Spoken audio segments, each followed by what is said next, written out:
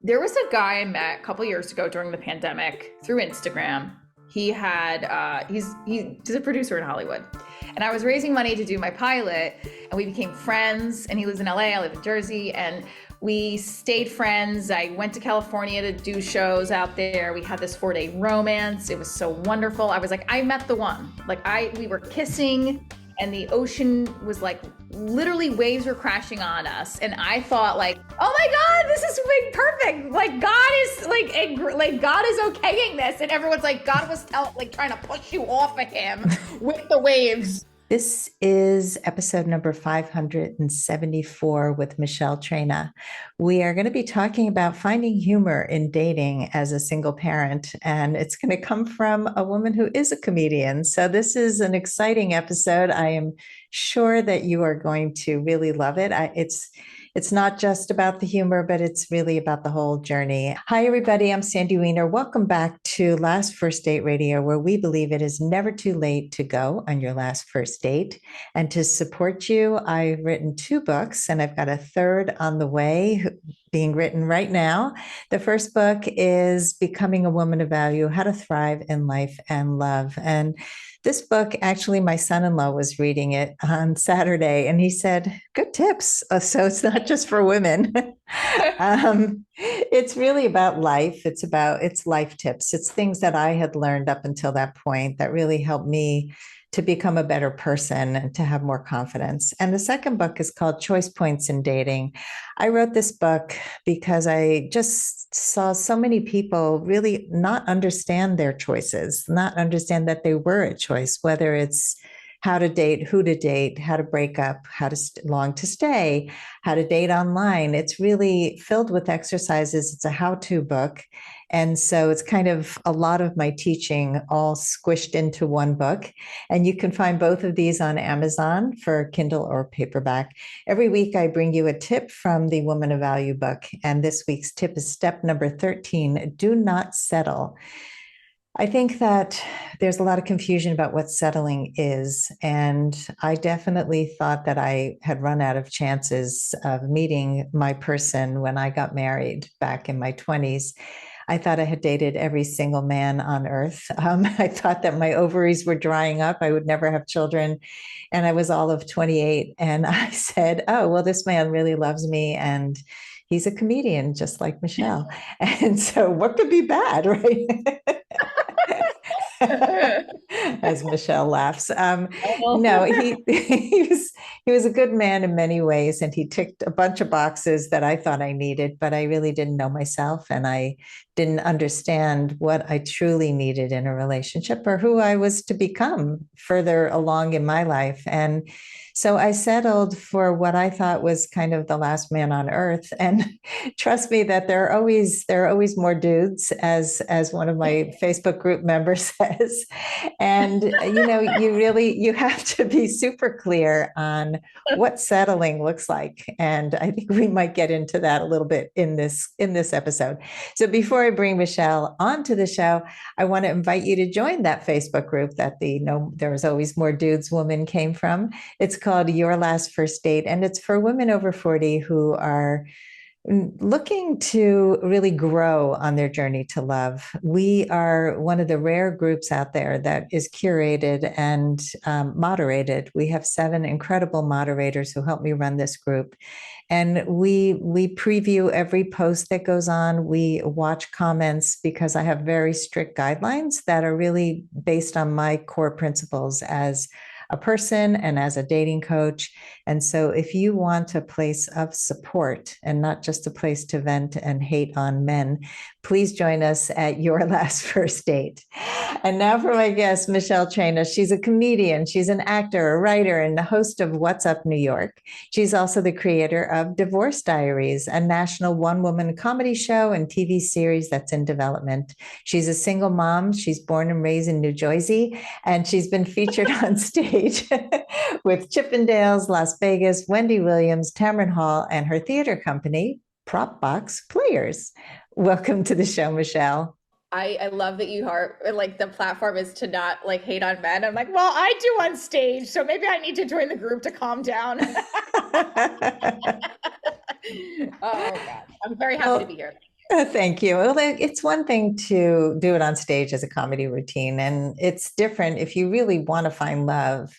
Just hating on men is not going to get you there because it's just going to make you hate men more and also not take responsibility for what you can actually do. Because there are a lot of people out there who are not good people. I mean, there are a lot of women out there and men out there.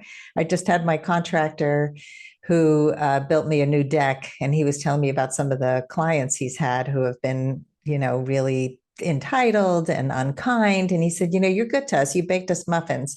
So muffins Oh, go a nice. long way. Yes.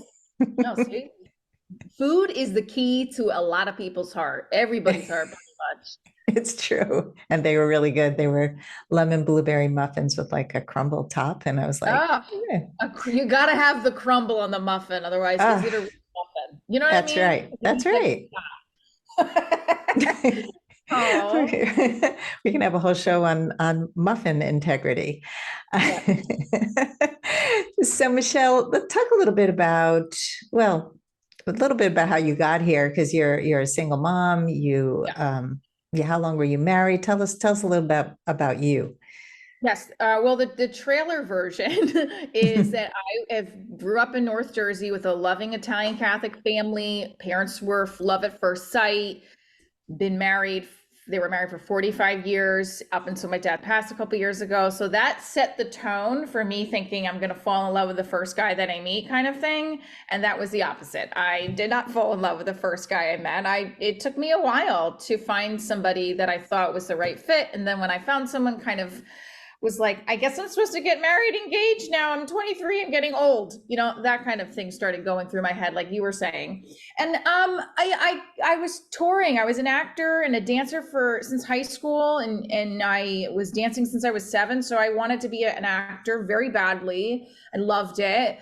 And I was touring and doing musical theater and children's theater and improv. And I met my ex-husband, and I realized I should stay in one place and maybe not do that as much and do it on the side and teach theater and help kids. And I did that, but my heart was still kind of aching, right? To go back to really what I knew I was supposed to be doing, which was performing.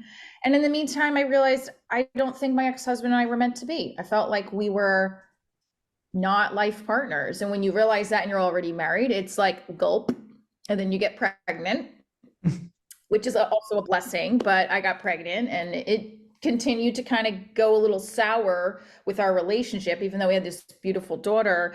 And then I got divorced, and I just took the plunge and said, I cannot live unhappy. I don't want both of us to live unhappy. We have a daughter. We need to show her what commitment to living your personal legend out is, right? I go by The Alchemist of that personal legend, if anyone's read that book, right? Mm. So I got divorced. I moved back home with my parents. I went back to, I taught theater while I was trying to get back to performing again full time, started Divorce Diaries. And then a couple of years ago, I left teaching full time to go back to performing.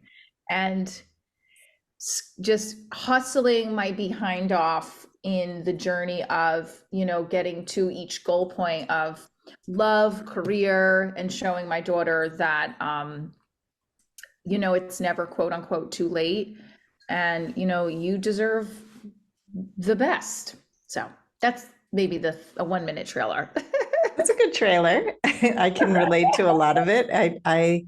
I think that, it takes courage to walk out on a marriage, even if it's bad. You don't realize what's possible for you if you stay stuck in these kind of marriage prisons. It's,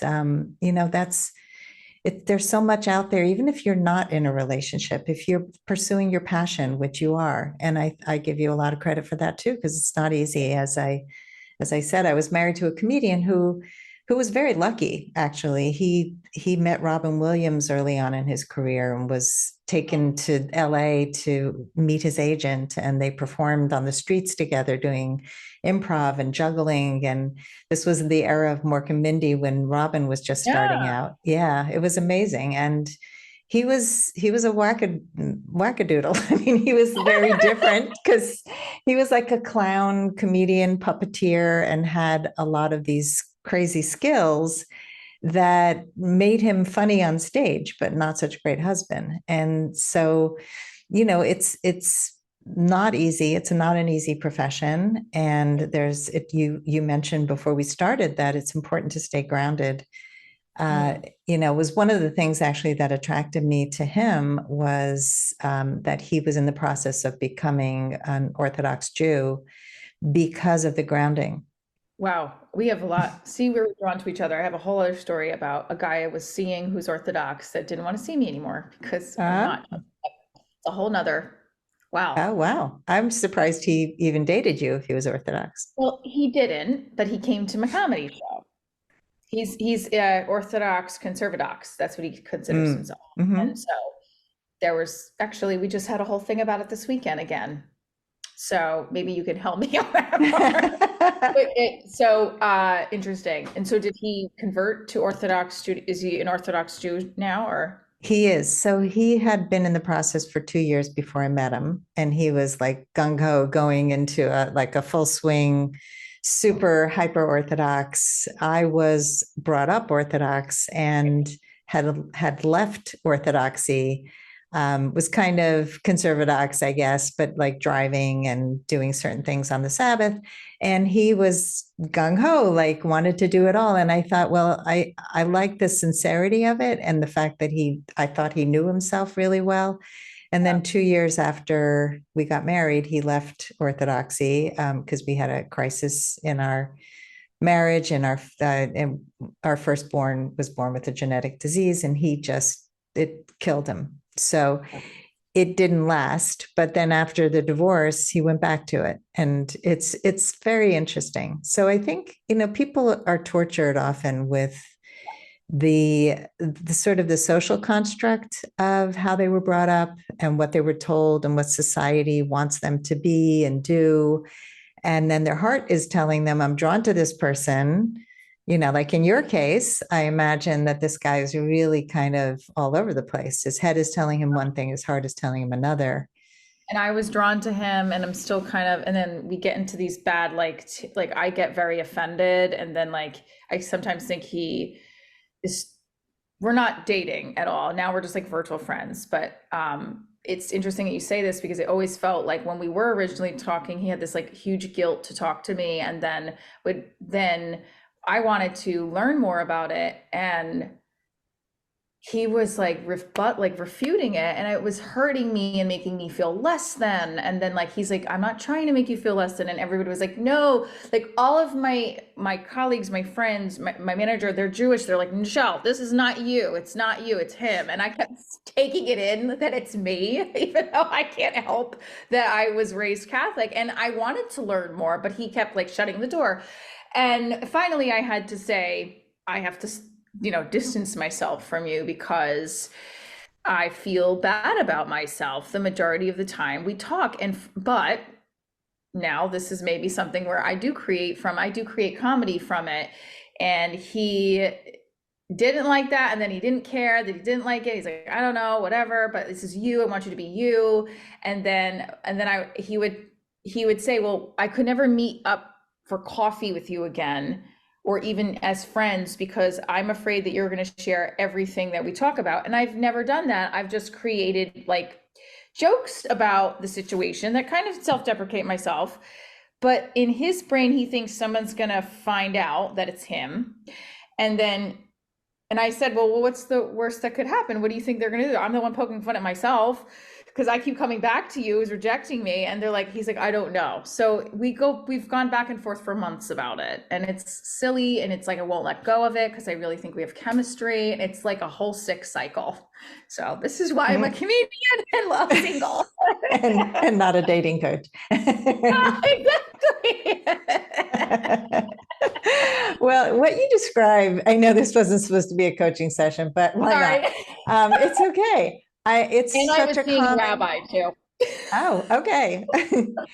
So, this dynamic of wanting what you can't have is so typical. I don't mean to call you typical, but it is so common. And there is this draw to what can I do differently to make sure that I can win this person over? because they become more appealing when they're not clingy, when they're not needy sounding, right? But what happens is they're confused. They're giving you a little bit and then they're pulling away. And it's that crazy making cycle. And the only way to really stop it is for you to do that inner work of just healing internally. It's my son actually just went through this. He was dating women who were half in and half out and showing interest and being and flirting and making out with him and I love you, and then ignoring him. And it was insanity. And he went through like a year of horrible pain with the first one that it happened with. And then it happened recently where he wasn't as invested, but he was attracted to her. He would have seen her again. And she just kind of blew hot and cold. And he just said, you know what? I'm so done with this. Yes. And he just said, if someone is not investing energy in me, I am not investing energy in them. And I think that's a really important thing to remember for everybody who's listening. Match people's energy. Don't overgive, overdo. It's not your fault. It's our job to set boundaries. It's our job to know what we won't and will tolerate. And when you say, I want someone who's going to respect me enough to be honest with me, to be consistent, that should be on your must-have list.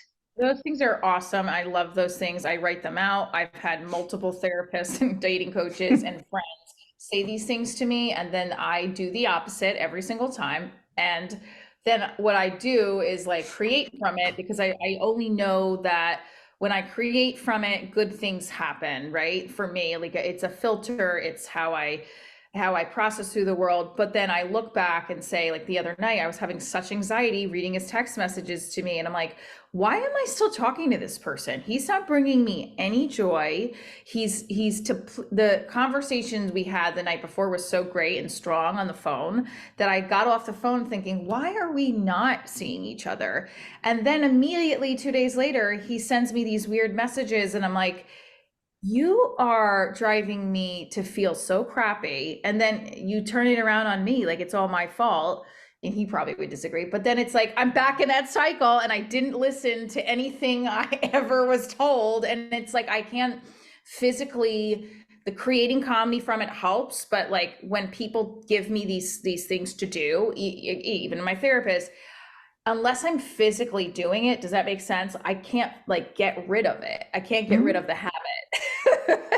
No, you have to rewire your brain for attraction.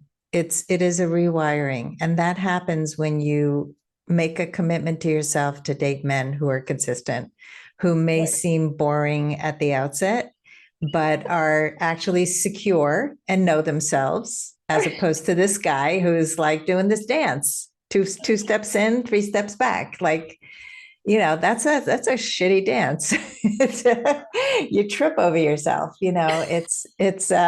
So intellectually and somatically are two different things. Feeling it in your body, actually doing it and putting it into practice and making a commitment. I remember Bethany Frankel once said when she didn't want to text a guy back because he was driving her crazy. She told herself, my fingers are broken. Like I cannot text, like my fingers are actually broken. To not do it because that's what I have a problem with is like I have to have the last word. And if he makes me feel a certain way, I'm like, no, I got to say something back. But that's why I actually said to him, please don't text me anymore because I can't take the feelings I have right now. And he still texted me again. And he was like reiterating things I said to clear him of me feeling bad. And I'm like, I didn't answer. I didn't answer the last one because I couldn't. I was asleep. But I was like, I can't do it. Yeah, it's not about getting somebody to change their behavior. It's about you changing yours. Yes. Michele. So give us an example of how you would use this on stage. I play my exes on stage sometimes. I go into character. There's a character I do of the cop. I dated a cop for a while when I first got divorced. And he's from Jersey City. He's Latin, but I don't know how to do a Latin accent because I'm Italian and he's Italian, sort of. So he's like, yeah, Michelle is crazy, but I love her, but she's nuts and she thinks that, like, I love being a cop and it's important to me because I bleed blue. And commitment is like I'm committed to seeing my mom on Sundays. So that's what I do a little bit of. But there's a bunch, and there's jokes and there's, little sketches. I dated well, I didn't really date him. I date men in my head that I think we're dating. But see, I'm making you laugh. That's good. So there was a producer. I love Latin. I have a big thing for Latin men for some reason. I dated a lot of Latin guys. Again, well, they think we're seeing each other. I think we're dating, whatever the term is. There was a there was a guy I met a couple years ago during the pandemic through Instagram.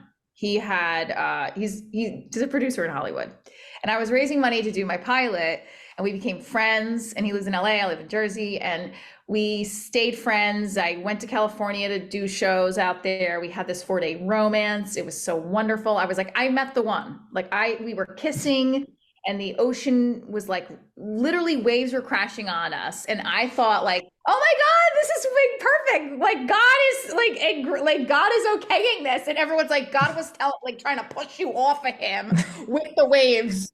And he's like Cuban American guy, very suave, but like pretended like he was vulnerable. I slept with him. I got home and it was like, and my heart's like sank. Mhm. And I do a joke how his whole thing on social media says, I am, my unique trait in Hollywood is my integrity. And I was like, it's a dirty joke. I won't say it on here, but I did it my Amazon Prime special. It's like, you know what? You have like integrity, like the gold you buy at a strip mall, you sleep with him and you get a free ring around so Yeah. that was, there's a lot of sketches about the guys, but I also do the single parenting stuff, being a single mom, not fitting in with the school moms.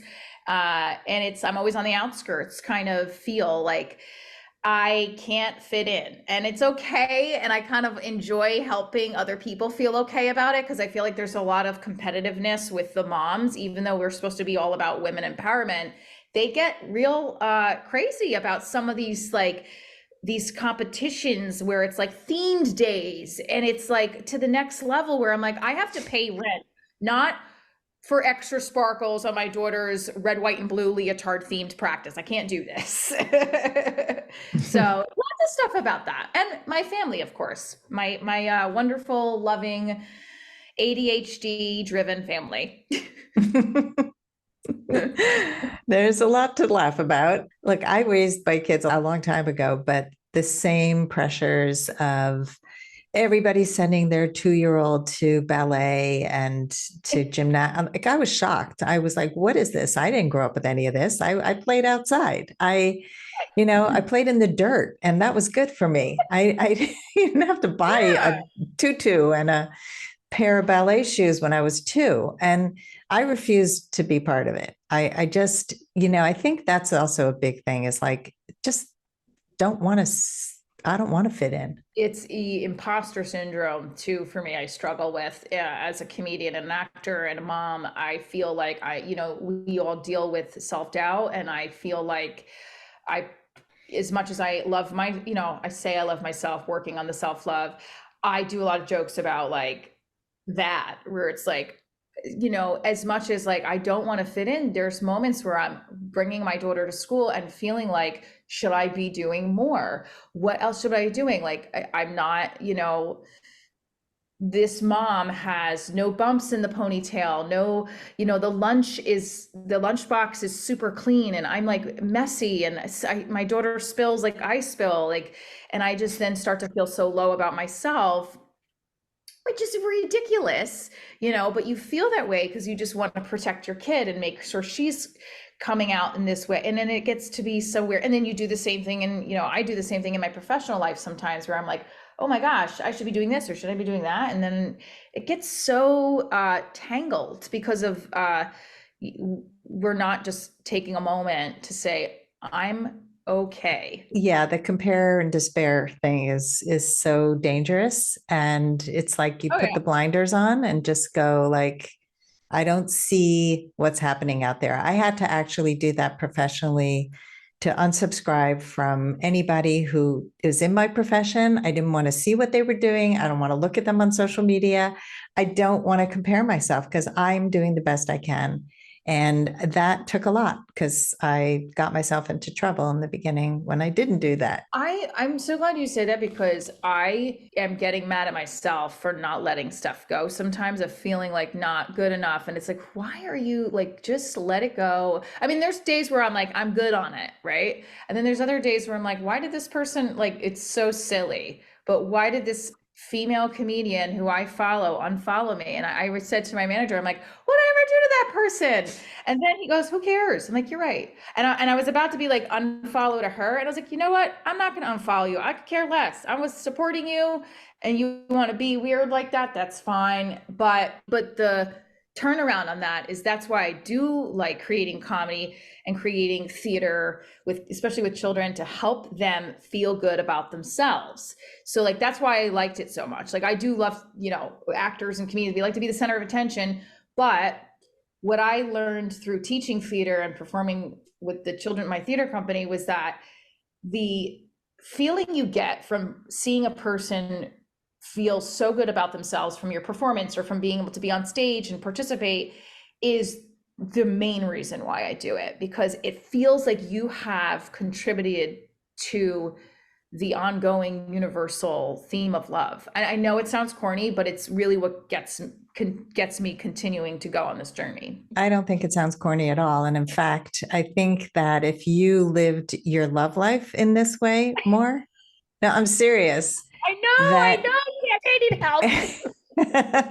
it's so I'm actually giving a class tonight on self-compassion. And the one of the exercises that I'm going to take my group through is one on how do you overcome challenges. And the way to do it is to get really clear on what values were not being met when you had that challenge. And so if you think about the values that are not met when you date men who are inconsistent and are disrespectful and are giving you a little bit of attention and then not, or lead you on and then have no integrity, those are important values for you. Integrity is an important value for you. Consistency, respect. And so when you put those front and center and put them on your mirror in your bathroom or wherever you need to put them, Yes. those are the Right. driving forces. It's like, why do people look for relationships? A lot of people don't even know. And they want companionship. They're alone, they're lonely, they want sex, whatever the reason is. But if you think about what drives you in your career, it's not just attention. It's, I want to make a difference. I want to make people feel good about themselves. That's a huge difference from I need more and more attention and I'm an empty vessel that needs to be filled constantly, which is really how I felt about so many of the people I met in the comedy world. It's people would come up to me and practice their jokes on me. I'm the wife of the comedian. They're going, let me tell you my joke. And I'm just like, I'm not laughing. You're not funny. I don't find this funny. Like, don't do this. This just makes you look really needy and weird. I agree with you. I think that I've always felt stuck with trying to help myself get to that place, and I still feel stuck. So I just push it under the rug and say, I'm not dating right now because I don't have the time anyway. And then I like met a guy at I met somebody at a barbecue, very nice doctor. I usually don't meet doctors, so I was like, all right. And he's single, so exchanged Instagram, right? And then I just gave him my number. I was like, you know what? I don't know. I can't tell if he's like into it or not. I'm just gonna throw my number out there, see if he takes it. Took it. He's like, here's my number. And I was like, oh, okay. So we have each other's number. My producer was like, don't say anything to him for 3 days. And I was like, oh, okay. So sure enough, the guy texted me on Friday And I was like, great. Seems like a little bit of interest. But then the conversation's very like, how's your day? Great. I'm working out. Great. And it's like, there's nothing there. And I said to myself last night, I'm like, there's no need to continue texting with him if he's going to keep doing that. And like, but it's like a fixation for me to be like, but then it's somebody else. It's not this other person. And it's like, oh my God, Michele, you need to figure out what, like you're saying, writing these words, doing all these things that actually contribute to the progress, because I've been in like a lifelong regression when it comes to men. Well, and I'll say that the texting that you're describing is so common that I don't think that we can always conclude that they are not interested. I think Correct. that a lot of people have no idea how to communicate anymore. And the way to stop that is to, first of all, get off text. Like just say, hey, if you're interested in talking, give me a call. I'm available during these times. But also, like, people say stupid things on text. Like it's, Oh, online dating is full of, yeah, it's just full of like, how's your day? How's your weekend going? I got on Hinge. I've never been on the dating apps. I got on Hinge recently, and I did a podcast episode with my friend Mark, who's used to be a Groundlings member, and we just did role playing of being on the app of like the guys, and he it was a lot of fun, but it's because I did that because it was like, this is hard. I can't really gauge if I'd like this person. I want to meet them in person. I really like, I'm a kinesthetic learner, right? So I think I need to be in person doing something. And so some of these guys have asked me if I'll meet for a drink, and I'm like, do I just line them up? Like when I'm filming for What's Up New York, I'm filming this coming weekend. I was like, you know what? After we're done filming, I'm gonna say, you meet for me from 8:15 to 8:30 and just start doing like a speed dating, because I don't have the time, that much free time. And because of I have my daughter full time, and also I don't want to waste time. I don't want to waste their time. I don't waste my time. If we don't physically connect, like chemistry is a big thing, right? And if we're in person and he is this gorgeous guy, but there's no physical attraction, what is that, right? I don't know. I don't know. There's no, but the messages back and forth are weird. It's like, how many kids do you have? How's your weekend? Hey, funny lady. That was my favorite. Hey, funny lady. I'm like, oh. Yeah, never heard that before. Wow, you're clever. No, I do agree with you that the in person is the most important. And so ask for what you want. Say, I have a half an hour. Does that work for you? That's what you say to people. Perfect. Okay. I like that. So I'm going to do it. I really think I'm going to commit to leaving that and just saying, tried it at least. And I put myself out there that way. I do think that like, there's a lot of options for men, and I don't know if every man agrees, because I do have like some men that come to my show, they're like, no, women are just as bad like that, and like they do the same thing. I think women can do that, but I definitely have learned over the years that I don't want to do what I don't like done to me. So I always respond to somebody. I always am trying to be honest and not make them feel a certain way, but obviously you can only put out there, I guess, what you want. I don't know. Yeah. And you be honest means that you're also going to commit to being radically honest with people about your time commitments and what you're looking for. And that you're not going to continue because somebody's yanking your chain. Like you have to be that honest. I mean, I dated somebody many years ago who said he was really interested, and it was clear that he was too busy to date after just a few dates. And he forgot that he made a commitment to me. I didn't say anything. And then he apologized profusely and asked me if I'd forgive him. And I said, yeah, but I'm not going to date you because you're too busy. And I'm looking for somebody who is interested in prioritizing a relationship like I am. And good luck with you. I'm not mad. Like, just go live your life, but I'm not going to be a yo-yo anymore. No, I have a tendency though to say, like with that last guy, I said those things to him when he made me feel very bad. And I had the opportunity to walk away. And I feel like the universe was like, here, Michele, here's the opportunity. We're seeing if you've learned the lesson. And I said to him, I can't, he wanted to come see me for my birthday after like having a really rough conversation with me about long story short, I was like, no, you're not allowed to come to my house after you did that. And I put my foot down. But what I didn't stay consistent with was keeping the door shut because I let him back in. And I'm Hmm. mad I didn't do that because I felt like I could have been more, I could have felt better. My self-confidence would have gone up if I stuck with that, as opposed to Right. going, well, what if we're meant to be together? No, you're not meant to be together because if you were, he would be consistent and he would show you interest and not just I'm here, I'm in, I'm out. And so the hardest thing is to be firm with your boundaries. It's one thing to set them, it's another thing to enforce them. And that's like the next level, ninja level of boundary setting. It's like, why is this important to me? And no matter how much this is enticing, I Yeah. am going to keep to my boundaries. I'm going to keep, you have a busy life, you have a lot going on, and it's important. Let's take a quick break to hear from our sponsors. This episode is brought to you by Amazon Music Unlimited. You can listen to over 70 million songs and thousands of playlists and stations. Plus, you can now stream your favorite podcasts like Last First Date Radio. You can listen to any song, anytime, anywhere, on any of your devices. Get Amazon Music Unlimited for free for 30 days. Just head on over to getamazonmusic.com/last first date to learn more and claim this offer. What is Divorce Diaries? So it's a lot of these stories. Divorce Diaries is a one woman comedy show I started when I got divorced. I started writing, I started creating it on stage in New York City. I was at Emerging Artist Theater workshop. I did workshop pieces in New York as a one woman play first because I had done them before. And then I started doing stand up. I was trying to get back into the comedy scene after being gone for a while.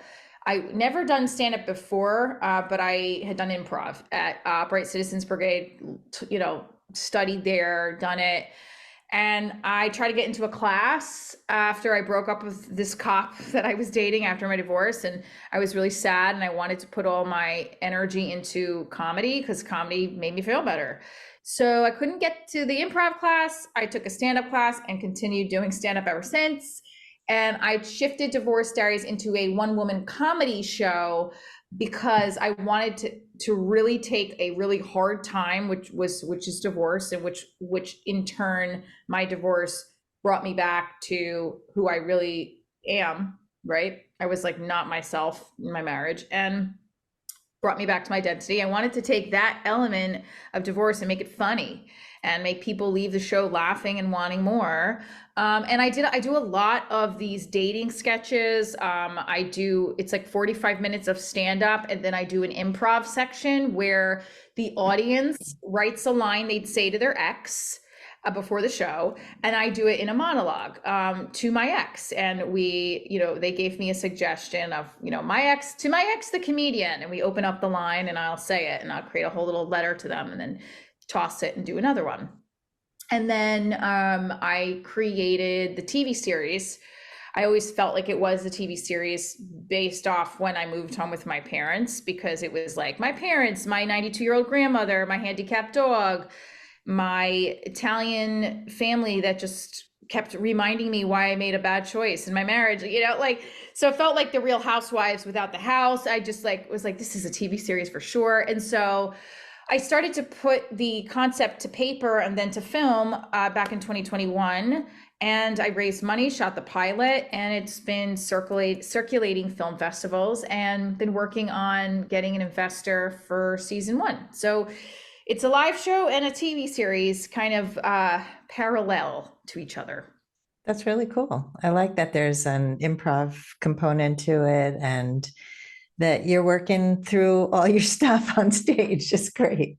Something's got to come through. Something positive has to come through my poor dating life. No, but I also have a Amazon Prime special. We did shot a live in Chicago. My producer and director, Danny Reyes and David Voxmullen, shot the live special of Divorce Diaries. So that's on Amazon Prime if anyone wanted to check it out. But it is a journey. It's my baby. I love it. It's my second child. My daughter's my baby, but my second child's Divorce Diaries. And I love performing. And I think that this Divorce Diaries is like I don't want to know if it's like a memoir, but it's a legacy for me that I'd like to leave on this earth to help people and like make them laugh through their healing process, you know?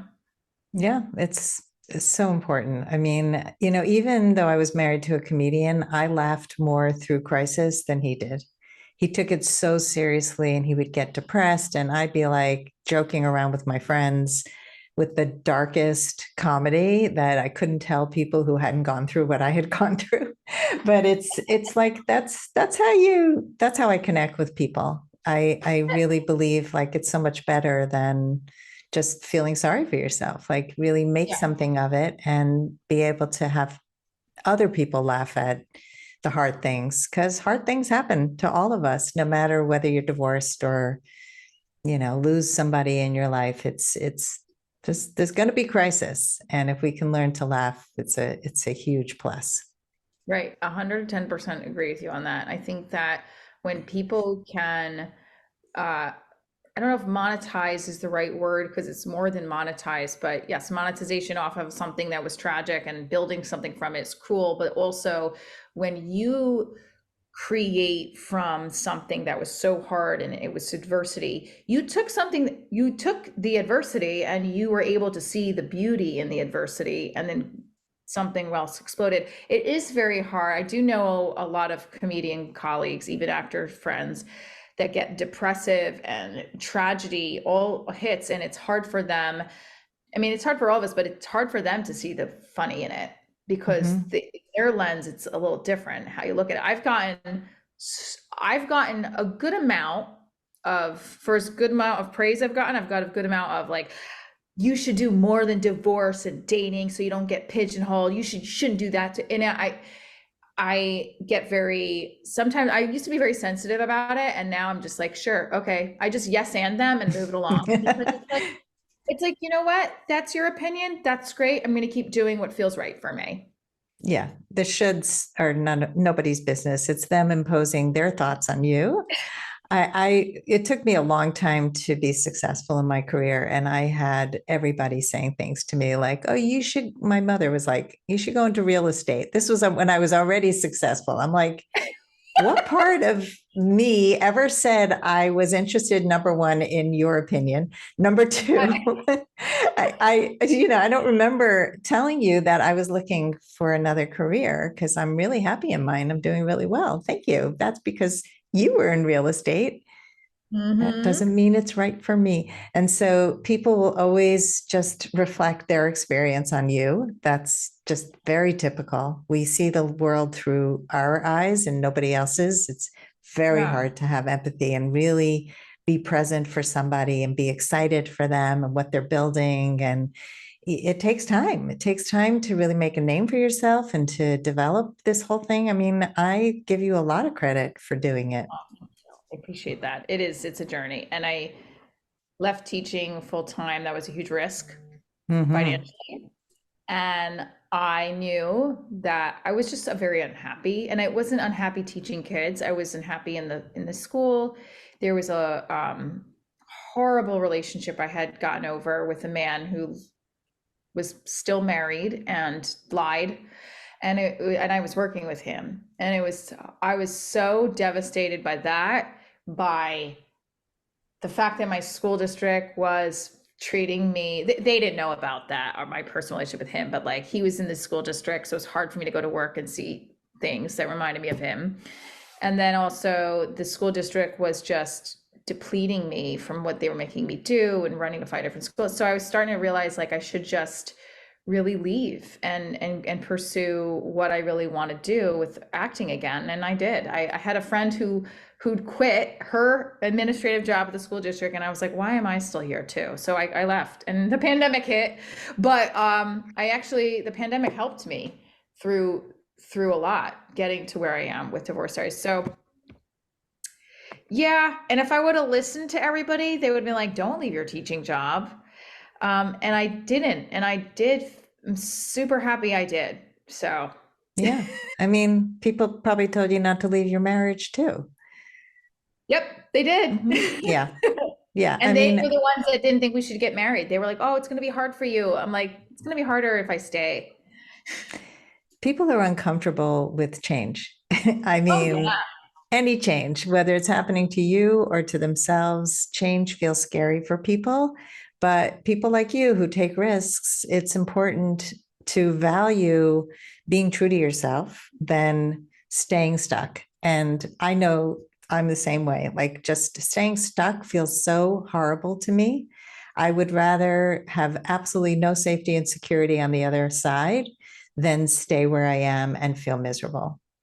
Oh, well said. I mean, I'm going to copy and paste that quote because that's exactly what I mean. It's hard sometimes. It's very hard to deal with, it's feast or famine sometimes in the acting world. And I pay for a lot of the competition, all these things. And it's like right now, sometimes I have bad anxiety about it. So, like, when you hear something like what you just said about the risk, it is because then you don't know what God or the universe has planned for you. I mean, same, right? And I look back and like, remember on the journey, it's yes, you want to get to the goal, but it's really about the fact that you're on the journey, right? That you actually are doing it as opposed to waiting. You have to remind myself about that because then you get lost in, and I do deal with a lot of anxiety personally. I'm a very high strung person, if you haven't noticed.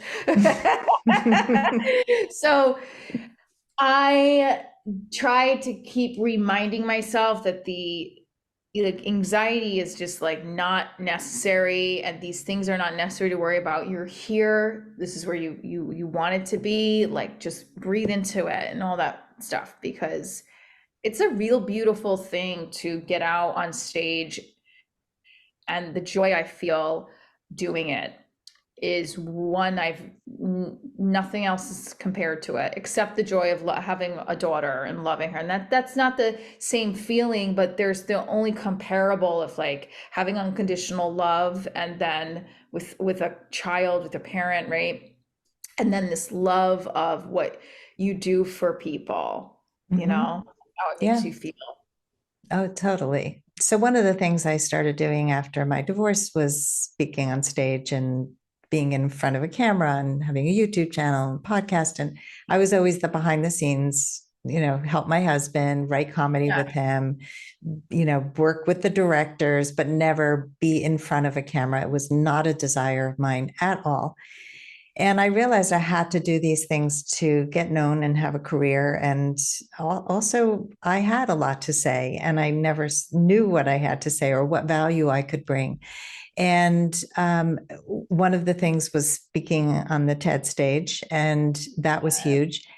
But then after that, I did Toastmasters, but then I started going to the Moth Radio Hour and the Moth Story Slams. And I spoke this year. So I was scared to do that because it was so different. And you're limited to 5 minutes and you have to really hone your speech. And you can't really prepare because you don't know if you're going to get called up or not. And I spoke about a dating experience. I got called up to the stage, and the theme was surprise. And I spoke about a guy that I dated this past year, and it was all surprises. I was just kind of being present and going with the flow. And the amount of laughs that I got, I felt for the first time why people do comedy because Great. it's an amazing feeling. Like people are there with you and they're getting it and they laugh at what you think is funny. And it's so intoxicating. And I walked off the stage and I said, I've never had this experience before. I've spoken a lot, but I never had that feeling of like I was in a zone and it was total improv. I mean, I had nothing really prepared except the beginning and the end. Yeah. And I get it. I get why it could be, I'm not going into comedy, but I totally get why you would want to do that. Everybody makes, like, I think the majority of people, if not every person, has enjoyed making somebody laugh. I think the consistency of what makes comedians, for me, continue to go through those rough sets, even those hard times that you don't make everybody laugh, is the joy of performing it, storytelling, creating, and working on the craft, right? Mhm. And I think that something that's so great about the hardships of divorce, dating, or tragedy is that when we find these stories that connect other people and they could laugh and say, oh my gosh, I'm the same with you, they don't feel alone. They don't Yes. feel isolated. They don't feel barricaded on the outskirts. Like we're all on the outskirts together at some point, you know? Yeah. Everybody has a table, excuse me, everybody has a seat at the table of divorce. That's what a producer said to me once about my show. He's like, look, everyone could sit at your table because if they're not divorced, they know somebody that's divorced, they know somebody that's lost, they know they felt isolated, alone, they felt like they can't fit in. Everyone's had that, and that's part of that Hmm. journey, right? And when I host with What's Up New York, I do a lot of poking fun at my dating life, and I was telling my boss, I'm like, this is why people want to connect to it because yeah, we want to learn about these businesses in New York City, but there's a story. Everyone's got a story coming into them, and we'd like to hear a little juice, a little tea. It's true. You know? It's true. And stories are what connect us, and I Yeah, think a lot of people, I remember my sister once said, I don't have stories. And I said, yes, you do. Go mine your life for stories. Like start a journal and start yeah, thinking about things that happened to you. Like we all have stories. We just think, oh, I have nothing to say. My life wasn't extraordinary. I didn't have a plane crash and then survived it or some crazy thing that happened to me. But no, we all have stories. It's really how we curate our stories and how we tell our stories. And it's an art. It's an art to be able to do that, which is why meeting your dates in person is really important because you exchange stories and you connect. yes. Especially when they look up my show, they're like, "So you make fun of all the men you date?" Hmm. Well, I used to blog about all the men I dated. And so Thank they all you. knew like you're all, it's all a teaching experience. So I'm gonna talk about you. I'm not going to use your name, but I am going to talk about you. And I don't do it as much now, but what better way to learn than to actually hear real stories? The time I was ghosted, I milked that story. I mean, you know, it was devastating to me, but I also made the best of it, and I was able to tell it and to do a video on it and to talk about it because I have some skills now that I didn't have before. I always like So if they're like, if you gonna put me in your act? I'm like, if you misbehave, yes. yeah, look, if that intimidates them, they're not the right person because Exactly. you're not doing it to be mean. You're doing it to get material because it's funny. Yeah. And behave. So, Michelle, I'm going to ask you what I ask everyone at the end of our episode, which is what are your final words of advice for anyone who wants to go on their last first date? Be yourself. 110% be yourself. Don't second guess yourself and commit to who you are. Love yourself. Be yourself. It's the one thing I have confidence in is that I'm not ever second guessing myself anymore because this is who I am. You're going to know now. And if you don't like it, there's the door. And I might open the door back up and be like, what's wrong with you? Why do you want me? But be yourself. Yeah, you got to get a better lock for your door. That's my get an alarm system, get the whole works, like those New York locks where they have like 20 locks on the door. You got to get one of those padlocks. Yes. And throw the key in the toilet, flush it down the toilet. Exactly. But you have to leave the house, so I don't know about that.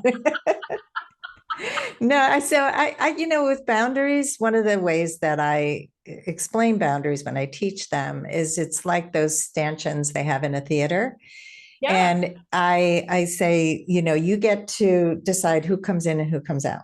Like you get to, and it's soft and it's velvet.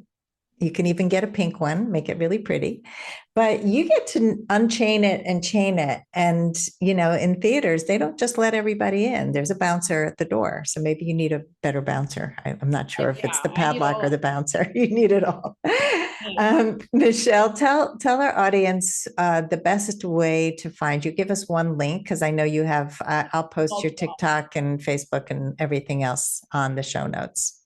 So you can find everything on my main website, which is michelletraina.com. That will link you to all the many worlds of Michelle, Divorce Diaries, What's Up New York, Propbox Players, any other events I do as a actor or a teacher. So michelletraina.com.